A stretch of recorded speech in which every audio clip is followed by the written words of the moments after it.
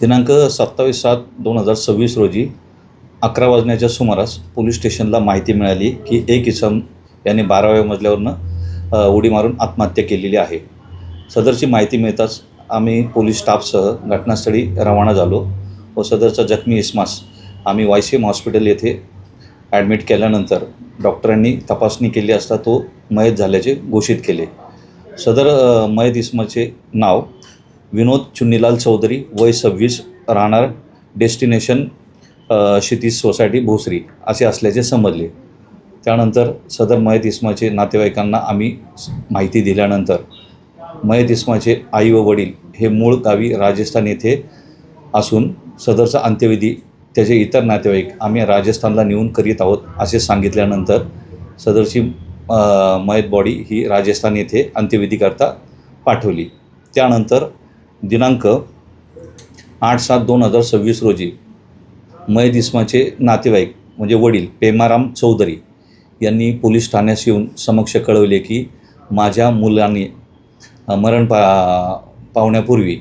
एक मोबाईलमध्ये त्याच्या व्हिडिओ केलेला असून सदर व्हिडिओमध्ये त्याने का आत्महत्या करत आहे असे सांगितले असल्याने आम्ही सदरचा व्हिडिओची पाहणी केली असता सदर व्हिडिओमध्ये त्याने एक महिला ही त्याच्या दुकानामध्ये काही दिवसापूर्वी आली होती आणि तिच्या कानातील सोन्याचे झुमके हे तुमच्या दुकानामध्येच हरवले असून ते मला तुम्ही भरून द्या,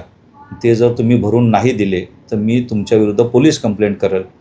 असं रेकॉर्डिंग पाहता सदर महिलेचे नाव सरोज माने असे निष्पन्न झालेले असून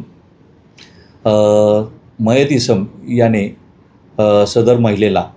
60,000 रुपये रोख व 40,000 रुपये ऑनलाईन ट्रान्स्फर केलेल्याचे दिसून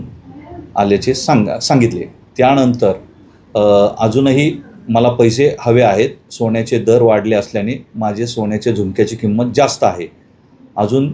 माझ्या मुलाकडे 55,000 रुपयाची तिने मागणी केली. त्यामुळे माझ्या मुलाला एवढे शक्य नसल्यामुळे